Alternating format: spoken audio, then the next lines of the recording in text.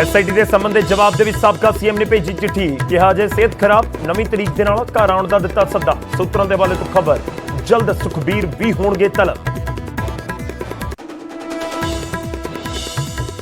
ਕਿਸਾਨ ਅੰਦੋਲਨ ਤੇ BJP 'ਚ ਵੱਡਾ ਕਲੇਸ਼, ਆਪਣੀ ਹੀ ਪਾਰਟੀ ਦੇ ਆਗੂਆਂ ਤੇ ਬਰੇ ਅਨਿਲ ਜੋਸ਼ੀ ਬੋਲੇ ਕਾਨੂੰਨ ਤੋਂ ਜ਼ਿਆਦਾ ਗਰੇਵਾਲ ਦੀ ਜ਼ਹਿਰੀਲੀ ਜ਼ੁਬਾਨ ਨੇ ਵਿਗਾੜੀ ਗੱਲ, ਪਿੰਡਾਂ 'ਚ ਦਾਖਲ ਹੋਣ ਦੀ ਵੀ ਦਿੱਤੀ ਚੁਣੌਤੀ। ਅਕਾਲੀ ਦਲ ਤੇ BSP ਗੜਜੋੜ ਦੇ ਨਾਲ ਚਮਕੌਰ ਸਾਹਿਬ ਦੇ ਅਕਾਲੀ ਵਰਕਰਾਂ ਦੇ ਵਿੱਚ ਦਿਖੀ ਨਾਰਾਜ਼ਗੀ, ਕਿਹਾ ਅਕਾਲੀ ਦਲ ਬਸਪਾ ਦੀ ਥਾਂ ਆਪਣੇ ਕੋਲ ਰੱਖੇ ਸੀਟ, ਫੈਸਲਾ ਨਾ ਬਦਲੇ ਜਾਣ ਤੇ ਹੋਰ ਪਾਰਟੀਆਂ ਦੀ ਹਮਾਇਤ ਦਾ ਕੀਤਾ ਐਲਾਨ। ਆਮ ਆਦਮੀ ਪਾਰਟੀ 'ਚ ਸ਼ਾਮਲ ਹੋਏ ਉੱਘੇ ਕਬੱਡੀ ਖਿਡਾਰੀ ਗੁਰਲਾਲ ਘਨੌਰ, ਭਗਵੰਤ ਮਾਨ ਬੋਲੇ ਕਿਸੇ ਵੀ ਸਰਕਾਰ ਨੇ ਨਹੀਂ ਦਿੱਤੀ ਖਿਡਾਰੀਆਂ ਨੂੰ ਸਹੀ ਥਾਂ, ਕਾਂਗਰਸ ਸਰਕਾਰ 'ਚ ਪ੍ਰਗਟ ਸਿੰਘ ਨੂੰ ਹੋਣਾ ਚਾਹੀਦਾ ਸੀ ਖੇਡ ਮੰਤਰੀ।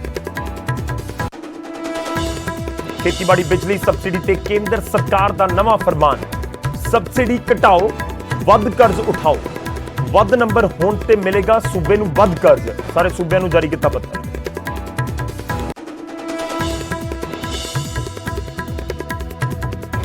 ਫਾਜ਼ਿਲਕਾ ਦੇ ਵਿੱਚ ਕਿਸਾਨਾਂ ਨੇ ਜਿਆਣੀ ਤੇ ਲਗਾਏ ਜ਼ਮੀਨ ਹੜੱਪਣ ਦੇ ਇਲਜ਼ਾਮ, ਡਰਾਈਵਰ ਨੂੰ ਟਰੈਕਟਰ ਚਲਾਉਣ ਤੋਂ ਵੀ ਰੋਕਿਆ। ਜਵਾਬ ਦੇ ਵਿੱਚ ਜਿਆਣੀ ਨੇ ਡਰਾ ਧਮਕਾ ਕੇ ਫਰੌਤੀ ਮੰਗਣ ਦਾ ਲਗਾਇਆ ਇਲਜ਼ਾਮ। ਅੰਮ੍ਰਿਤਸਰ ਦੇ ਵਿੱਚ ਜ਼ਮੀਨ ਦੇ ਲਈ ਪੁੱਤ ਨੇ ਹੀ ਮਾਂ-ਪਿਓ ਦੇ ਨਾਲ ਕੀਤੀ ਕੁੱਟਮਾਰ, ਜ਼ਖਮੀ ਹਾਲਤ 'ਚ ਧੀ ਨੇ ਕਰਵਾਇਆ ਹਸਪਤਾਲ 'ਚ ਭਰਤੀ, ਪੁਲਿਸ ਕੋਲ ਵੀ ਸ਼ਿਕਾਇਤ।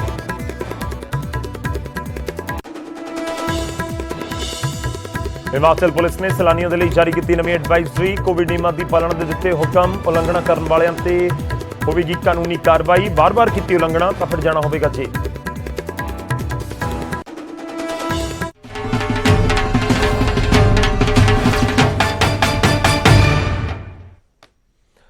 ਸਤਿ ਸ੍ਰੀ ਅਕਾਲ, ਸਵਾਗਤ ਹੈ, ਗੌਰਵ ਸ਼ੁਕਲਾ ਮੈਂ ਹਾਂ ਤੁਹਾਡੇ ਨਾਲ। ਬੁਲੇਟਿਨ ਦਾ ਆਗਾਜ਼ ਕਰਨ ਜਾ ਰਹੇ ਹਾਂ। ਸਭ ਤੋਂ ਪਹਿਲਾਂ ਗੱਲ ਸਬਸਿਡੀ ਦੀ, ਸਬਸਿਡੀ ਜੋ ਕਿਸਾਨਾਂ ਨੂੰ ਮਿਲਦੀ ਹੈ, ਸਬਸਿਡੀ ਜਿਸ ਦੇ ਉੱਤੇ ਇਸ ਸਮੇਂ ਬਵਾਲ ਖੜਾ ਹੋ ਰੱਖਿਆ ਹੈ। ਜੀ ਹਾਂ, ਕੇਂਦਰ ਨੇ ਬਿਜਲੀ ਸੋਧ ਕਾਨੂੰਨ ਦੇ ਵੱਲ ਕਦਮ ਵਧਾਉਂਦੇ ਹੋਏ ਸੂਬਿਆਂ ਨੂੰ ਆਫਰ ਦਿੱਤਾ ਹੈ ਕਿ ਬਿਜਲੀ ਸੈਕਟਰ ਦੇ ਵਿੱਚ ਖੇਤੀ ਸਬਸਿਡੀ ਖਤਮ ਕਰ ਦਿੱਤੀ ਜਾਵੇ ਤਾਂ ਸੂਬੇ ਵੱਧ ਕਰਜ਼ਾ ਲੈ ਸਕਣਗੇ ਜੋ ਕੇਂਦਰ ਤੋਂ ਲਿਆ ਜਾਂਦਾ ਹੈ। ਕੇਂਦਰ ਦੇ ਇਸ ਆਫਰ ਤੋਂ ਬਾਅਦ ਪੂਰੇ ਪੰਜਾਬ 'ਚ ਸਿਆਸਤ 'ਚ ਬਵਾਲ ਹੋ ਰਿਹਾ ਹੈ।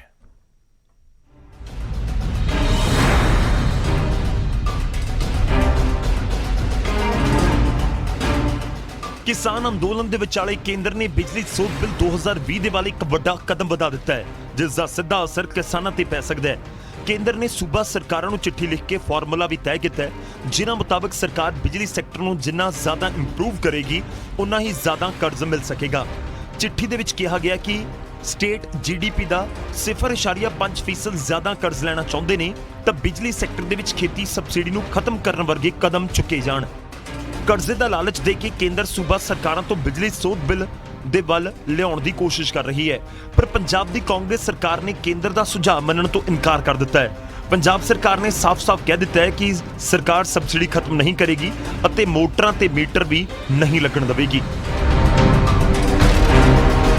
ਕਿਸਾਨ ਵਿਰੋਧੀ ਨਰਿੰਦਰ ਮੋਦੀ, ਦਲਿਤ ਵਿਰੋਧੀ ਨਰਿੰਦਰ ਮੋਦੀ, ਦੇਸ਼ ਵਿਰੋਧੀ ਨਰਿੰਦਰ ਮੋਦੀ, ਉਹ ਇਹ ਜਿੰਨੇ ਵੀ ਫੈਸਲੇ ਕਿਸਾਨਾਂ ਦੇ ਖਿਲਾਫ ਹੋ ਸਕਦੇ ਹੈ ਇਹ ਕੇਂਦਰ ਦੀ ਸਰਕਾਰ ਲੈ ਰਹੀ ਹੈ। ਔਰ ਹੁਣ ਇਹ ਕਹਿ ਰਹੀ ਹੈ ਕਿ ਤੁਸੀਂ ਦਲਿਤਾਂ ਦੀਆਂ ਸਬਸਿਡੀਆਂ ਖਤਮ ਕਰ ਦਿਓ, ਤੁਸੀਂ ਕਾਰਖਾਨੇਦਾਰਾਂ ਦੀਆਂ ਸਬਸਿਡੀਆਂ ਖਤਮ ਕਰ ਦਿਓ।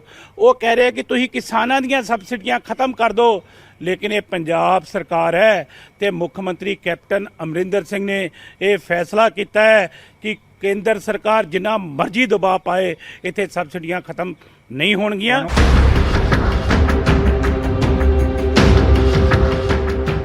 ਉਧਰ ਕਿਸਾਨਾਂ ਨੇ ਵੀ ਕੇਂਦਰ ਦੇ ਇਸ ਫੈਸਲੇ ਦਾ ਵਿਰੋਧ ਕਰਨਾ ਸ਼ੁਰੂ ਕਰ ਦਿੱਤਾ ਹੈ। ਕਿਸਾਨਾਂ ਨੇ ਚੇਤਾਵਨੀ ਦਿੱਤੀ ਕਿ ਕੁਝ ਵੀ ਹੋ ਜਾਵੇ ਉਹ ਕੇਂਦਰ ਦੇ ਮਨਸੂਬੇ ਕਾਮਯਾਬ ਨਹੀਂ ਹੋਣ ਦੇਣਗੇ, ਜਦਕਿ BJP ਉਲਟਾ ਕਿਸਾਨਾਂ ਤੇ ਹੀ ਸਵਾਲ ਚੁੱਕ ਰਹੀ ਹੈ। ਪਤਾ ਨਹੀਂ ਕੇਂਦਰ ਸਰਕਾਰ ਕਿਉਂ ਹੱਥ ਧੋ ਕੇ ਕਿਸਾਨਾਂ ਤੇ ਖਾਸ ਕਰਕੇ ਪੰਜਾਬ ਦੇ ਕਿਸਾਨਾਂ ਦੇ ਮਗਰ ਇਹ ਪਈ ਹੋਈ ਆ। ਪਤਾ ਨਹੀਂ ਇਹਨਾਂ ਨੂੰ ਲੱਗਦਾ ਵੀ ਹੁਣ ਅਸੀਂ ਮੁੜ ਕੇ ਸੱਤਾ ਚ ਆਉਣਾ ਹੀ ਨਹੀਂ ਜਾਂ ਅਸੀਂ ਸਰਕਾਰਾਂ ਹੀ ਨਹੀਂ ਬਣਾਉਣੀਆਂ। ਮੈਨੂੰ ਤਾਂ ਇਹ ਲੱਗਦਾ ਵੀ ਭੁਲੇਖਾ ਵੀ ਇੱਕ ਵਾਰੀ ਸਾਰਾ ਕੁਝ ਕਰ ਜਾਈਏ ਤੇ ਫਾਇਦੇ ਜਿਹੜੇ ਆਮ ਲੋਕਾਂ ਤੋਂ ਖੋ ਕੇ ਵੱਡੇ ਲੋਕਾਂ ਨੂੰ ਦੇ ਜਾਈਏ ਫਾਇਦੇ। ਇਹਦੇ ਕਰਕੇ ਇਹ ਜਿਹੀਆਂ ਗੱਲਾਂ ਕੇਂਦਰ ਸਰਕਾਰ ਜਿਹੜੀ ਇਹ ਕਰਨ ਲੱਗੀ ਹੋਈ ਆ। ਉਧਰ ਪੰਜਾਬ ਦੀਆਂ तमाम ਵਿਰੋਧੀ ਪਾਰਟੀਆਂ ਵੀ ਕੇਂਦਰ ਦੇ ਇਸ ਸੁਝਾਅ ਦਾ ਵਿਰੋਧ ਕਰ ਰਹੀਆਂ ਨੇ। ਜਿਸ ਫਾਰਮ ਦੇ ਵਿੱਚ ਉਹ ਜਿਹੜਾ ਬਿੱਲ ਤਜਵੀਜ਼ ਕੀਤਾ ਗਿਆ ਇਲੈਕਟ੍ਰਿਸਿਟੀ ਬਿੱਲ, ਉਹ 100% ਫੈਡਰਲਿਜ਼ਮ ਦੇ ਅਗੇਂਸਟ ਹੈ। ਸੂਬਿਆਂ ਦੀਆਂ ਸਾਰੀਆਂ ਤਾਕਤਾਂ, ਈਵਨ ਕਿ ਰੈਗੂਲੇਟਰ ਅਪਾਇੰਟ ਕਰਨ ਦੀਆਂ ਤਾਕਤਾਂ ਵੀ ਉਹ ਜਿਹੜਾ ਬਿੱਲ ਜਿਹੜਾ ਉਹ ਖੁੰਦਾ। ਉਹਦੇ 'ਚ ਸਾਰੇ ਜਿਹੜੇ ਬੋਰਡਾਂ ਦਾ ਐਡਾ ਵੱਡਾ ਸਿਸਟਮ ਬਣਿਆ ਹੋਇਆ, ਵੱਖ-ਵੱਖ ਪਾਵਰ ਬੋਰਡਾਂ ਦਾ, ਉਹ ਸਾਰਾ ਕੰਪਨੀਆਂ ਦੇ, ਪ੍ਰਾਈਵੇਟ ਕੰਪਨੀਆਂ ਦੇ ਹਵਾਲੇ ਕਰਨ ਦੀ ਇੱਕ ਬੜੀ ਵੱਡੀ ਸਾਜ਼ਿਸ਼ ਹੈ। ਇੱਕ ਪਾਸੇ ਤਾਂ ਕਿਸਾਨ ਅੱਜ ਵੀ ਬੈਠੇ ਨੇ ਉੱਥੇ, 500 ਤੋਂ ਜ਼ਿਆਦਾ ਤਾਂ ਜਾਨ ਗਵਾ ਚੁੱਕੇ ਨੇ। ਇੱਕ ਪਾਸੇ ਤਾਂ ਕਿਸਾਨਾਂ ਨਾਲ ਗੱਲ ਕਰਨ ਦੀ ਕੋਈ ਗੱਲ ਨਹੀਂ ਕਰਦੇ, ਕਹਿੰਦੇ ਕਾਨੂੰਨਾਂ ਬਾਰੇ ਗੱਲ ਨਾ ਕਰੋ, ਹੋਰ ਗੱਲ ਕਰ ਲਓ। ਤੇ ਦੂਜੇ ਪਾਸੇ ਇਧਰੋਂ ਵੀ ਗਲਾ ਘੁੱਟਿਆ ਜਾ ਰਿਹਾ ਕਿ ਬਿਜਲੀ ਵੀ ਜਿਹੜੀ ਹੈ ਉਹ ਸਟੇਟਾਂ ਦਾ ਜਿਹੜਾ ਹੱਕ ਹੈ, ਉਹ ਬਿਜਲੀ ਬੋਰਡ ਵੀ ਸਾਡੇ ਤੇ ਬਿਜਲੀ ਵੀ ਉਹ ਸੈਂਟਰ ਖੋ ਰਿਹਾ। ਸਾਰੇ ਸਟੇਟਾਂ ਤੋਂ ਹੱਕ ਖੋ ਰੱਖੇ ਨੇ। ਕੇਂਦਰ ਦਾ ਇਹ ਆਫਰ 15ਵੇਂ ਵਿੱਤ ਕਮਿਸ਼ਨ ਦੀਆਂ ਸਿਫਾਰਿਸ਼ਾਂ ਦਾ ਹਿੱਸਾ ਹੈ, ਜੋ ਕਿ ਇਸੇ ਸਾਲ ਫਰਵਰੀ ਦੇ ਵਿੱਚ ਵੀ ਪੇਸ਼ ਹੋ ਚੁੱਕਿਆ ਹੈ। ਪਰ ਕਿਸਾਨਾਂ ਨੇ ਬਿਜਲੀ ਨਾਲ ਜੁੜੇ ਇਸ ਬਿੱਲ ਦਾ ਵਿਰੋਧ ਕੀਤਾ ਸੀ। ਜਦੋਂ ਕੇਂਦਰ ਤੇ ਕਿਸਾਨਾਂ ਵਿਚਾਲੇ ਗੱਲਬਾਤ ਦਾ ਦੌਰ ਚੱਲ ਰਿਹਾ ਸੀ, ਉਸ ਵੇਲੇ ਸਰਕਾਰ ਨੇ ਬਿਜਲੀ ਸੋਧ ਬਿੱਲ ਤੇ ਪਿੱਛੇ ਹਟਣ ਦੇ ਲਈ ਸਹਿਮਤੀ ਜਤਾਈ ਸੀ। ਪਰ ਹੁਣ ਲੱਗਦਾ ਹੈ ਕਿ ਸਰਕਾਰ ਇਸ ਬਿੱਲ ਨੂੰ ਕਾਮਯਾਬ ਬਣਾਉਣ ਦੇ ਲਈ ਅੱਗੇ ਵਧ ਰਹੀ ਹੈ। ਚੰਡੀਗੜ੍ਹ ਤੋਂ ਪੰਕਜ ਕਪਾਹੀ, ਨਿਊਜ਼ 18 ਪੰਜਾਬ। ਤਾਂ ਕੇਂਦਰ ਦੀ ਚਿੱਠੀ ਦੇ ਉੱਤੇ ਪੰਜਾਬ ਦੇ ਵਿੱਚ ਇਸ ਸਮੇਂ ਸਿਆਸੀ ਭੁਚਾਲ ਤਾਂ ਜ਼ਰੂਰ ਹੈ। ਉਧਰ ਕਿਸਾਨਾਂ ਨੂੰ ਲੈ ਕੇ ਪੰਜਾਬ ਬੀਜੇਪੀ ਦੇ ਅੰਦਰ ਵੀ ਬਵਾਲ ਹੈ। ਉੱਥੇ ਵੀ ਹੁਣ ਆਲ ਇਜ਼ ਵੈਲ ਤਾਂ ਨਹੀਂ ਹੈ। ਅਨਿਲ ਜੋਸ਼ੀ ਤੇ ਹਰਜੀਤ ਗਰੇਵਾਲ ਆਮੋ ਸਾਹਮਣੇ ਨੇ। ਇਹਦੇ 'ਚ ਸਭ ਤੋਂ ਵੱਡਾ ਰੋਲ ਜਿਹੜੀ ਹੈ ਨਾ, ਕਟੂ ਭਾਸ਼ਾ ਜਿਹਨੂੰ ਆਂਦੇ ਆ, ਖੁੰਦਕੀ ਭਾਸ਼ਾ, ਜ਼ਹਿਰੀਲੀ ਭਾਸ਼ਾ ਜਿਹੜੀ ਗਰੇਵਾਲ ਸਾਹਿਬ ਨੇ ਵਰਤੀ ਆ ਨਾ ਪੰਜਾਬ ਦੇ ਕਿਸਾਨਾਂ ਪ੍ਰਤੀ, ਉਹ ਰੋਲ ਉਹਦਾ ਜ਼ਿੰਮੇਵਾਰ ਆ। 80% ਤੇ ਜਿਹੜਾ ਰੋਹ ਆ ਨਾ, ਇਸ ਭਾਸ਼ਾ ਕਰਕੇ ਜਿਹੜਾ ਝੱਲਣਾ ਪੈ ਰਿਹਾ ਵਰਕਰਾਂ ਨੂੰ। ਇੱਕ ਬੰਦਾ ਇਹਨਾਂ ਦਾ ਕੰਪੇਨ ਤੇ ਕਰਕੇ ਆਵੇ, ਇਸ਼ਤਿਹਾਰ ਫੜੇ, ਇਲੈਕਸ਼ਨ ਕੰਪੇਨ ਕਰਕੇ ਆ, ਬੀਜੇਪੀ ਨੂੰ ਵੋਟ ਪਾਇਓ, ਝੰਡੇ ਲੈ ਜਾਣ 4 ਤੇ ਬਗੈਰ ਸਿਕਿਉਰਿਟੀ ਤੋਂ ਜਾਣ, 2-4 ਲੈ ਵੀ ਜਾਣ ਸਿਪਾਹੀ, ਕੋਈ ਗੱਲ ਨਹੀਂ, 4-5 ਸਿਕਿਉਰਿਟੀ ਨਾਲ ਹੀ ਚੱਲ ਜਾਣ। ਜਾਓ ਇਹਨਾਂ ਕੋਲ ਕਿਸੇ ਪਿੰਡ ਜਾ ਕੇ ਕੰਪੇਨ ਕਰਨ, ਸਿਕਿਉਰਿਟੀ ਨਾ ਕਰ ਆਉਣ, ਦੱਸੋ ਫਿਰ ਇਹ ਵਰਕਰ ਨੂੰ ਕਹਿਣ। ਪਾਰਟੀ ਨੇ ਉਹਨਾਂ ਨੂੰ ਬਹੁਤ ਕੁਝ ਦਿੱਤਾ, ਇਹ ਉਹ ਮੰਨਦੇ ਹੋਣਗੇ ਕਿ ਜਦੋਂ ਸਾਡੇ ਪ੍ਰਧਾਨ ਮੰਤਰੀ ਜੀ ਬਾਰੇ ਜਾਂ ਉਹਨਾਂ ਦੇ ਚਿੱਤਰਾਂ ਨੂੰ ਅਪਮਾਨਿਤ ਕਰਦੇ ਆ ਜਾਂ ਉਹਨਾਂ ਬਾਰੇ ਮੰਦੀ ਭਾਸ਼ਾ ਬੋਲਦੇ ਆ, ਅਨਿਲ ਜੋਸ਼ੀ ਜੀ ਦਾ ਜਿਹੜਾ ਬੀਜੇਪੀ ਦਾ ਵਰਕਰ ਆ ਉਹਦਾ ਖੂਨ ਖੌਲਦਾ ਉਦੋਂ, ਕਿ ਇਹਨਾਂ ਦਾ ਖੂਨ ਖੌਲਦਾ ਨਹੀਂ ਹੈ। ਕਿ ਜਦੋਂ ਸਾਡੇ ਐਮਐਲਏ ਦੀ ਮੌਬ ਲਿੰਚਿੰਗ ਕਰਦੇ ਆ ਜਾਂ ਸਾਡੇ ਵਰਕਰਾਂ 'ਤੇ ਜ਼ੁਲਮ ਕਰਦੇ ਆ, ਉਹਨਾਂ ਦੀਆਂ ਦੁਕਾਨਾਂ ਬੰਦ ਕਰਾਉਂਦੇ ਆ, ਉਹਨਾਂ ਨੂੰ ਕਹਿੰਦੇ ਆ ਕਿ ਨਹੀਂ ਤਾਂ ਤੁਹਾਡੀ ਕਾਰੋਬਾਰ ਬੰਦ ਕਰ ਦਿਆਂਗੇ, ਨਹੀਂ ਬੀਜੇਪੀ ਛੱਡੋ, ਤਾਂ ਇਹਨਾਂ ਦਾ ਖੂਨ ਨਹੀਂ ਖੌਲਦਾ। ਅਸੀਂ ਤਾਂ ਬੋਲਣਾ ਹੀ ਜਾ ਕੇ 2 ਮਹੀਨਿਆਂ ਬਾਅਦ ਸ਼ੁਰੂ ਕੀਤਾ, 3 ਮਹੀਨਿਆਂ ਬਾਅਦ, ਇਹ ਤਾਂ ਉਸ ਤੋਂ ਪਹਿਲਾਂ ਹੀ ਸ਼ੁਰੂ ਹੋ। ਤਾਂ ਅਨਿਲ ਜੋਸ਼ੀ ਹੁਣ ਨਿਸ਼ਾਨਾ ਸਾਧ ਰਹੇ ਨੇ ਆਪਣੇ ਸਾਥੀਆਂ ਦੇ ਉੱਤੇ, ਬੀਜੇਪੀ ਦੇ, ਪੰਜਾਬ ਬੀਜੇਪੀ ਦੇ ਆਗੂਆਂ ਦੇ ਉੱਤੇ। ਇੱਕ ਹੋਰ ਪੰਜਾਬ ਬੀਜੇਪੀ ਦੇ ਆਗੂ ਦਾ ਜ਼ਿਕਰ ਹੋਏਗਾ, ਸੁਰਜੀਤ ਜਿਆਣੀ ਦਾ। ਜੀ ਹਾਂ, ਬੀਜੇਪੀ ਆਗੂ ਸੁਰਜੀਤ ਜਿਆਣੀ ਤੇ ਫਾਜ਼ਿਲਕਾ ਦੇ ਕਿਸਾਨ ਨੇ ਜ਼ਮੀਨ ਹੜੱਪਣ ਦੇ ਇਲਜ਼ਾਮ ਲਗਾਏ ਨੇ। ਕਿਸਾਨ ਜਥੇਬੰਦੀਆਂ ਪੀੜਤ ਦੇ ਹੱਕ ਦੇ ਵਿੱਚ ਨਿੱਤਰ ਆਈਆਂ।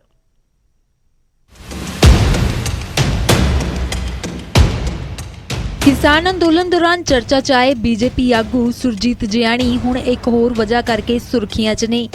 ਜਿਆਣੀ ਤੇ ਜ਼ਮੀਨ ਹੜੱਪਣ ਦੇ ਇਲਜ਼ਾਮ ਲੱਗੇ ਨੇ। ਇਹ ਇਲਜ਼ਾਮ ਫਾਜ਼ਿਲਕਾ ਦੇ ਪਿੰਡ ਆਜਮਵਾਲਾ ਦੇ ਇੱਕ ਕਿਸਾਨ ਨੇ ਲਗਾਏ ਨੇ।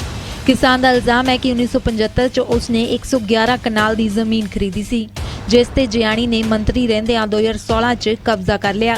ਜਿਆਣੀ ਦੇ ਰਸੂਖ ਕਰਕੇ ਪ੍ਰਸ਼ਾਸਨ ਨੇ ਵੀ ਉਸ ਦੀ ਕੋਈ ਮਦਦ ਨਹੀਂ ਕੀਤੀ। ਉਧਰ ਕਿਸਾਨ ਜਥੇਬੰਦੀਆਂ ਪੀੜਤ ਕਿਸਾਨ ਦੇ ਹੱਕ 'ਚ ਨਿੱਤਰ ਆਈਆਂ ਨੇ। ਜਥੇਬੰਦੀਆਂ ਨੇ ਜਿਆਣੀ ਦੇ ਧੋਖਾਧੜੀ ਦੇ ਇਲਜ਼ਾਮ ਲਗਾਉਂਦਿਆਂ ਪ੍ਰਦਰਸ਼ਨ ਕੀਤਾ ਤੇ ਜਿਆਣੀ ਦੇ ਡਰਾਈਵਰ ਨੂੰ ਜ਼ਮੀਨ ਤੇ ਟਰੈਕਟਰ ਚਲਾਉਣ ਤੋਂ ਵੀ ਰੋਕ ਦਿੱਤਾ। ਬੀਜੇਪੀ ਦਾ ਮੰਤਰੀ ਜ਼ਮੀਨ ਜਿਹੜੀ ਸੀ ਗਰੀਬ ਬੰਦਿਆਂ ਕੋਲੋਂ, ਉਹਨਾਂ ਬੰਦਿਆਂ ਨੇ ਰਜਿਸਟਰੀ ਕਰਾਈ ਸੀ ਤੇ ਉਹ ਰਜਿਸਟਰੀਆਂ ਉਹਨਾਂ ਦੀਆਂ ਕੈਂਸਲ ਕਰਵਾ ਕੇ ਤੇ ਆਪ ਰਜਿਸਟਰੀਆਂ ਕਰਵਾ ਕੇ ਤੇ ਉਸ ਜ਼ਮੀਨ ਦਾ ਜਿਹੜਾ ਸੀ ਮੁਲਾਜ਼ਮਾਂ ਤੇ ਦਬਾਅ ਦੇ ਕੇ ਤੇ ਆਪਦੇ ਨਾਂ ਸਾਰੀ ਕਰਾ ਗਿਆ।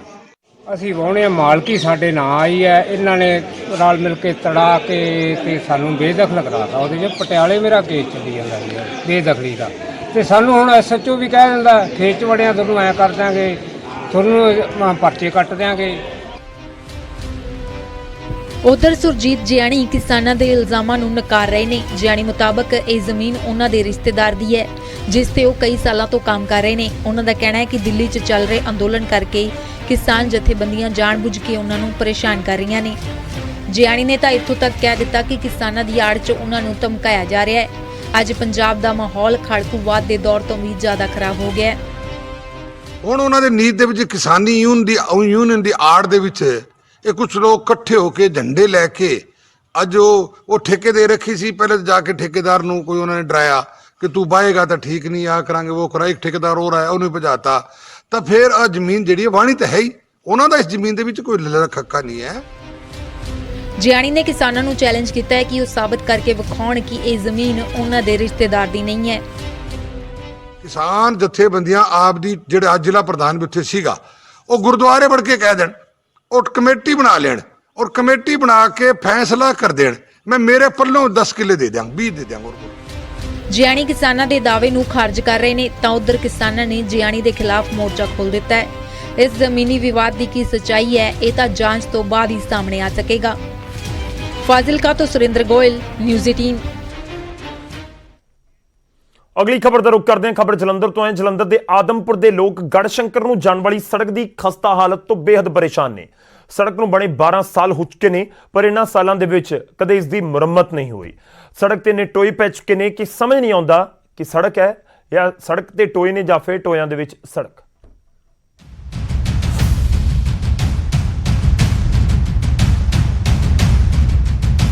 ਵਿਕਾਸ ਦਾ ਦਮ ਭਰਨ ਵਾਲੀਆਂ ਸਰਕਾਰਾਂ ਨੂੰ ਇਹ ਤਸਵੀਰਾਂ ਦੇਖਣੀਆਂ ਚਾਹੀਦੀਆਂ ਨੇ। ਬਿਸਤ ਦੁਆਬ ਨਹਿਰ ਦੇ ਨਾਲ ਬਣੀ ਦਰਅਸਲ ਇਹ ਸੜਕ ਹੈ।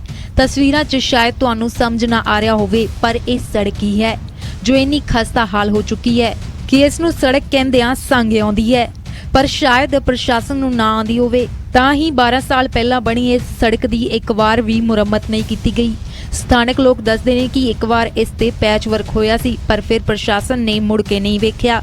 ਸੜਕ ਦੀ ਖਸਤਾ ਹਾਲਤ ਪਤਾ ਨਹੀਂ ਕਿੰਨੇ ਹੀ ਮੁਸਾਫਰਾਂ ਦੀ ਜਾਨ ਲੈ ਚੁੱਕੀ ਹੈ। ਜਿੱਥੇ ਸਾਨੂੰ 10 ਮਿੰਟ ਲਾਦੇ ਉੱਥੇ ਸਾਨੂੰ ਅੱਧਾ ਪੌਣਾ ਘੰਟਾ ਲੱਗਦਾ ਘਰ ਪਹੁੰਚਣ ਨੂੰ। ਅਸੀਂ ਕੱਚੇ ਰਾਹ ਦੇ ਵਿੱਚ ਹੀ ਆਉਂਦੇ ਆ, ਰਾਤ ਨੂੰ 1 ਵਜੇ ਵੀ ਆਈਦਾ ਤਾਂ ਆਹ ਰਾਹ ਵਿੱਚ ਹੀ ਆਈਦਾ। ਸਾਨੂੰ ਲੁੱਟ ਖੋਹ ਦਾ ਵੀ ਇੰਨਾ ਡਰ ਰਹਿੰਦਾ, ਇੱਥੋਂ ਬਹੁਤ ਜ਼ਿਆਦਾ ਬੁਰਾ ਹਾਲ ਸੜਕ ਦਾ। ਹੁਣ ਇਹ ਤੋਂ ਜ਼ਿਆਦਾ ਤਾਂ ਮੈਂ ਕੁਝ ਕਹਿ ਨਹੀਂ ਸਕਦਾ ਜੀ। ਪਰ ਕਿੰਨੇ ਚਿਰ ਹੋ ਗਿਆ ਇਹ ਸੜਕ ਬਣੀ ਹੋਈ ਨੂੰ? ਘੱਟੋ ਘੱਟ 10-12 ਸਾਲ ਤਾਂ ਹੋ ਹੀ ਗਏ ਆ ਜੀ। ਤੇ ਉਸ ਤੋਂ ਬਾਅਦ ਕਦੀ ਦੁਬਾਰਾ ਰਿਪੇਅਰ ਕਦੀ ਨਹੀਂ ਹੋਈ ਜੀ? ਰਿਪੇਅਰ ਜੋਗੀ ਹੈ ਹੀ ਨਹੀਂ ਜੀ, ਪੱਚ ਲਾਉਣਾ ਵੀ ਨਹੀਂ ਕਿੱਥੇ ਆ। ਇੰਨੀ ਜਗ੍ਹਾ ਸਾਫ਼ਤੀ ਹੈ, ਬਾਕੀ ਸਾਰੀ ਟੁੱਟੀ ਹੈ ਜੀ। ਸੜਕ ਤੇ ਇੰਨੇ ਟੋਏ ਪੈ ਚੁੱਕੇ ਨੇ ਕਿ ਲੋਕ ਇਸ ਸੜਕ ਤੋਂ ਜਾਣ ਦੀ ਥਾਂ ਨਹਿਰ ਦੇ ਰਤੀਲੇ ਰਸਤੇ ਤੋਂ ਜਾਣਾ ਜ਼ਿਆਦਾ ਮੁਨਾਸਿਬ ਸਮਝਦੇ ਨੇ। ਜਦੋਂ ਸੜਕ ਠੀਕ ਠਾਕ ਸੀ ਤਾਂ ਆਦਮਪੁਰ ਤੋਂ ਚੰਡੀਗੜ੍ਹ ਜਾਣ ਲਈ ਇੱਕ ਬੱਸ ਵੀ ਆਉਂਦੀ ਸੀ, ਪਰ ਸੜਕ ਦੀ ਹਾਲਤ ਵੇਖ ਕੇ ਬੱਸ ਵੀ ਬੰਦ ਹੋ ਗਈ ਹੈ, ਜਿਸ ਕਰਕੇ ਸਥਾਨਕ ਲੋਕ ਬੇहद ਪਰੇਸ਼ਾਨ ਨੇ। ਮੈਂ ਗੁਜ਼ਾਰਿਸ਼ ਕਰਨਾ ਚਾਹੁੰਦਾ ਗਵਰਨਮੈਂਟ ਨੂੰ, ਜਿਹੜੀ ਬਿਸਤ ਬਾਬਾ ਨਹਿਰ ਹੈ ਸੜਕ ਬਣੀ ਹੋਈ ਹੈ ਗੜਸ਼ੰਕਰ ਤੱਕ, ਇੱਧਰੋਂ ਮੇਟੀਆਣਾ ਆਲਮਪੁਰ ਤੱਕ ਸਾਰੀ ਬਿਲਕੁਲ ਬੇਕਾਰ ਹੈ, ਟੁੱਟ ਗਈ ਹੈ। ਖਾਸਾ ਉਹਦੀ ਹਾਲਤ ਬਹੁਤ ਹੈ। ਇਹਨੂੰ ਕਮ ਸੇ ਕਮ ਵੀ 10-12 ਸਾਲ ਹੋ ਗਏ ਬਣੀ ਨੂੰ। ਹਾਂਜੀ, ਬਹੁਤ ਹਾਦਸੇ ਇਹਦੇ ਬੀਜਦੇ ਆ, ਮੁੰਡਿਆਂ ਦੇ ਐਕਸੀਡੈਂਟ ਹੁੰਦੇ ਆ। 1:30 ਵਜੇ ਰਾਤ ਨੂੰ ਲੋਕ ਫੈਕਟਰੀ ਜਾਂਦੇ ਕੰਮ ਤੇ, ਬਿੰਜੋ ਤੋਂ ਲੈ ਕੇ ਆਉਂਦੇ ਆ ਜੀਐਨਏ ਤੱਕ ਡਿਊਟੀ ਤੇ, ਰਾਤ ਨੂੰ 1:30 ਵਜੇ। ਕਾਫੀ ਬੰਦਿਆਂ ਦਾ ਨੁਕਸਾਨ ਹੋ ਚੁੱਕਿਆ, ਲੱਤਾਂ ਬਾਹਾਂ ਟੁੱਟ ਗਈਆਂ, ਖਰਾਬ ਹੋ ਗਏ, ਮੋਟਰਸਾਈਕਲ ਸਕੂਟਰ ਐਕਸੀਡੈਂਟ ਹੁੰਦੇ ਆ। ਮਿਹਰਬਾਨੀ ਕਰਕੇ ਅਸੀਂ ਇਹ ਗਵਰਨਮੈਂਟ ਨੂੰ ਗੁਜ਼ਾਰਿਸ਼ ਕਰਦੇ ਹਾਂ ਵੀ ਇਹਦੇ ਬਾਰੇ ਛੇਤੀ ਧਿਆਨ ਦਿੱਤਾ ਜਾਵੇ। ਜਦੋਂ ਸੜਕ ਦੀ ਖਸਤਾ ਹਾਲਤ ਬਾਰੇ ਹਲਕੇ ਦੇ ਵਿਧਾਇਕ ਨੂੰ ਪੁੱਛਿਆ ਤਾਂ ਉਹਨਾਂ ਕਸੂਰ ਪਿਛਲੀ ਸਰਕਾਰ ਦਾ ਕੱਢ ਦਿੱਤਾ।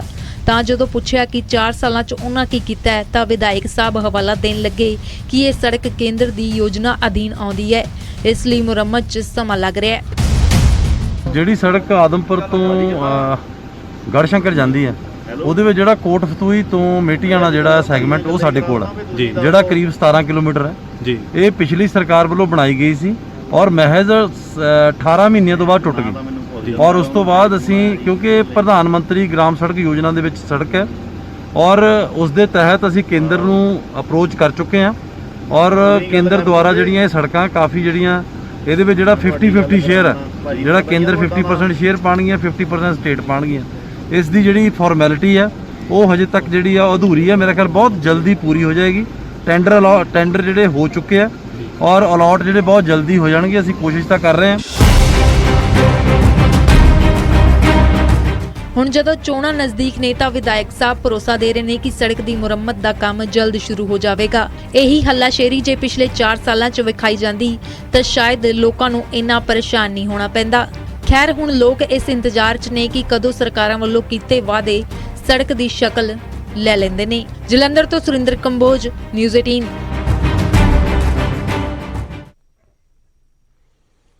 ਹੁਣ ਅੱਗੇ ਵਧਦੇ ਹਾਂ, ਅਗਲੀ ਖਬਰ ਦਾ ਰੁਖ ਕਰਦੇ ਹਾਂ। ਗੱਲ ਹੋਵੇਗੀ ਕਾਂਗਰਸ ਦੀ। ਕਾਂਗਰਸ ਦੇ ਵਿੱਚ ਤਾਂ ਮਹੀਨਿਆਂ ਤੋਂ ਬਵਾਲ ਹੈ ਤੇ ਇਸ ਬਵਾਲ ਨੂੰ ਸੁਲਝਾਉਣ ਦੇ ਲਈ ਕਮੇਟੀ ਦੇ ਮੈਂਬਰ, ਜੋ 3 ਮੈਂਬਰੀ ਕਮੇਟੀ, ਆਪਣੀ ਰਿਪੋਰਟ ਹਾਈ ਕਮਾਨ ਤੱਕ ਪਹੁੰਚਾ ਚੁੱਕੇ ਨੇ। ਨਿਊਜ਼ 18 ਦੇ ਨਾਲ ਖਾਸ ਗੱਲਬਾਤ ਦੇ ਵਿੱਚ ਇਸ ਕਮੇਟੀ ਦੇ ਮੈਂਬਰ ਜੇਪੀ ਅਗਰਵਾਲ ਦੀ ਮੰਨੀਏ ਤੇ ਇਹ ਸਭ ਇੱਕ ਪਰਿਵਾਰ ਦੇ ਝਗੜੇ ਦੀ ਤਰ੍ਹਾਂ, ਜਿਵੇਂ ਘਰ ਦੇ ਵਿੱਚ ਕਦੇ 2 ਭਰਾ ਲੜ ਪੈਂਦੇ ਨੇ, ਕੁਝ ਉਸ ਤਰੀਕੇ ਨਾਲ, ਯਾਨੀ ਕਿ ਡੈਮੇਜ ਕੰਟਰੋਲ ਦੀ ਕੋਸ਼ਿਸ਼ ਜ਼ਰੂਰ ਹੈ।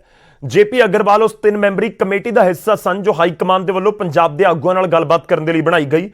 ਕਰੀਬ 5 ਦਿਨ ਗੱਲਬਾਤ ਕੀਤੀ ਪੰਜਾਬ ਦੇ ਸਾਰੇ ਵਿਧਾਇਕਾਂ, ਮੰਤਰੀਆਂ, ਮੁੱਖ ਮੰਤਰੀ, ਜਿਹੜੇ ਹੋਰ ਵੀ ਆਗੂ ਨੇ ਸੀਨੀਅਰ, ਉਹਨਾਂ ਦੇ ਨਾਲ, ਤੇ ਉਸ ਤੋਂ ਬਾਅਦ ਇੱਕ ਰਿਪੋਰਟ ਸੌਂਪੀ ਗਈ ਹੈ ਹਾਈ ਕਮਾਨ ਨੂੰ। ਜੇਪੀ ਅਗਰਵਾਲ ਕੀ ਕੁਝ ਕਹਿ ਰਹੇ ਨੇ ਸੁਣਵਾਉਂਦੇ ਹਾਂ ਤੁਹਾਨੂੰ। ਨਿਊਜ਼ 18 ਦੇ ਨਾਲ ਉਹਨਾਂ ਨੇ ਐਕਸਕਲੂਸਿਵ ਗੱਲਬਾਤ ਕੀਤੀ।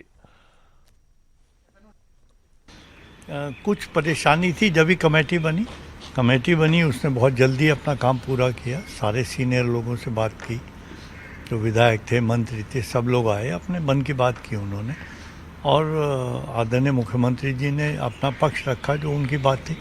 तो वो रिपोर्ट हमने कांग्रेस अध्यक्ष को भेज दी है। उस पर क्या कार्रवाई होगी वो पता लगेगा। लेकिन मैं इस बात से संतुष्ट हूँ, हालांकि मैं उस स्टेट का इंचार्ज नहीं हूँ, लेकिन कमेटी के मेंबर होने के नाते मैं इस बात से खुश हूँ कि जो लोग भी यहाँ बात करके गए, उसके बाद उन्होंने एक डिसिप्लिन मेंबर की तरह काम किया। उन्होंने कोई ऐसा काम नहीं किया जो बुरा हो या पार्टी के नुकसान में हो। तो आपने कहा डिसिप्लिन सबने माना, मगर प्रगट सिंह तो लगातार मीडिया में आकर बयानबाजी कर रहे हैं, और यही आंतरिक कलह शायद विपक्ष भी इसका मुद्दा उठाकर उजागर कर रहा है इन मुद्दों को। सर मुझे पता नहीं, क्योंकि मैंने उनका कोई वीडियो अभी तक देखा नहीं है, मुझे किसी ने नहीं भेजा। अगर कोई होगा भी तो जो हमारे वहाँ के इंचार्ज हैं आदरणीय हरीश रावत जी, वो उसका संज्ञान लेंगे और बात करेंगे। आपने लंबी बैठक के लिए तमाम लोगों से 1-to-1 बातचीत की, क्या लगता है कुछ बदलाव हो सकते हैं आने वाले चुनाव से पहले? ये मैं नहीं कह सकता, देखिए मेरा काम भी नहीं है, ये तो हाईकमान का काम है, वो क्या करते हैं। लेकिन मैं ये कह सकता हूँ कि हमारी सरकार ने वो अच्छा काम करा है। लोगों के जो मुद्दे थे उनको हल करने में, जिस तरह से वहाँ के कांग्रेस के लोग थे, उन्होंने खूब काम किया, जनता की सेवा की है, मुझे उसमें कोई शक नहीं है। वहाँ हमारी सरकार दोबारा बनेगी। नवजोत सिंह सिद्धू आपसे मिलने आए, कैप्टन साहब आपसे मिलने आए, खुलकर बातें की होंगी, आपने वो बातें मीडिया के सामने जग जाहिर नहीं की, और ना ही उन लोगों ने जग जाहिर की। आपने जैसा कहा कि डिसिप्लिन मेंटेन कर रहे हैं, मगर ये आंतरिक कला, जिस डिसिप्लिन की आप बात कर रहे हो, ये उनको तोड़ते हुए दिखाई दे रही है। नवजोत सिंह सिद्धू एक तरफ हैं, अमरिंदर सिंह एक तरफ है, उनके विधायक एक टीम में है, दूसरे विधायक एक टीम में है। क्यों, आखिर क्यों ये सब चुनाव से पहले हो रहा है? तो सब कांग्रेस में, कांग्रेस से बाहर निकल के उस दायरे के बाहर जाके तो कोई बात नहीं कर रहा। तो मुझे लगता है सब चीज़ ठीक है, और वक्ती तौर पर चीज़ें, कौन सी पार्टी ऐसी है जिसमें नहीं होता ऐसा? जी भाई डेमोक्रेसी है, मतभेद होता है घर में, परिवार में, बाप बेटे की नहीं बनती, भाइयों की नहीं बनती कई बार। तो अपना जो पक्ष है वो तो हर एक आदमी रखता है ना, लेकिन एक दायरे में रखता है, दायरे से बाहर कोई नहीं गया। ये थे हमारे साथ बात करने के लिए जेपी अग्रवाल। साफ तौर पर तमाम मुद्दों पर उन्होंने खुलकर न्यूज 18 से बात की, और ये भी कहा कि ये आंतरिक कलह हम जल्द से जल्द सुलझा लेंगे, आलाकमान इस पर फैसला लेगा। कैमरा पर्सन नगेंद्र के साथ में रवि मिश्रा, न्यूज 18। तो हाईकमान की फैसला लेंदा है, इस दे उत्ते सब दी नजर टिकी हुई है, ते कदों लेंदा, किन्नी जल्दी लेंदा, उस दे उत्ते भी नजर है। खबर हिमाचल तो लवांगे। हिमाचल सरकार दे वल्लों जो टूरिस्ट ने उन्हां दे लई हिदायतां जारी कीतीआं गईआं ने। जो तुसीं पंजाब तो, हरियाणा तो या देश के किसी होर हिस्से तो हिमाचल जा रहे हो तो एक खबर तुहाडे लई है। कोविड नियमां दी पालना हुण लाजमी कर दित्ती गई है। उलंघन करन दे उत्ते कानूनी कार्रवाई होवेगी। टूरिस्टां नूं उलंघन दे उत्ते कार्रवाई दी चेतावनी दित्ती गई है कि जो भी कोविड नियम ने उसकी तुसीं उलंघना ना करियो। बार-बार उलंघना करन दे उत्ते जेल जाना पै सकदा है, जुर्माना हो सकदा है, या दोवें हो सकदे ने। 8 दिनां दी जेल ते 5000 रुपए दे जुर्माने की तजवीज़ रखी गई।